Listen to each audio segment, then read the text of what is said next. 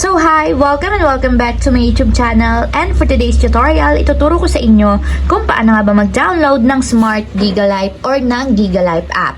But first, can you subscribe to my channel and don't forget to hit the subscribe button and the bell to notify you for my new updates. And if you want to learn more, just keep on watching and let's start.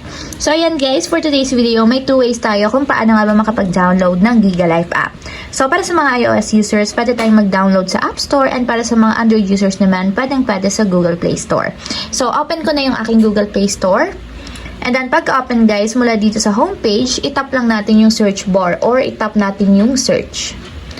Then dito sa search bar guys, itype nyo lang is GigaLife. So, search nyo lang guys yung GigaLife. So, ganito yung itsura ng logo ngayon ng GigaLife. So, smart app na siya. So, ganito na yung logo, kulay black na, and nakalagay is smart. So, makikita nyo naman guys, meron siyang 3.9 ratings, 15 megabytes yung file size niya, and meron lang naman siyang 10 million downloads. So, tap natin yung install para ma-install muna siya sa ating mobile device. So, ayan guys, after ma-install, tap na natin yung open para directly mapunta tayo sa pinakaang application.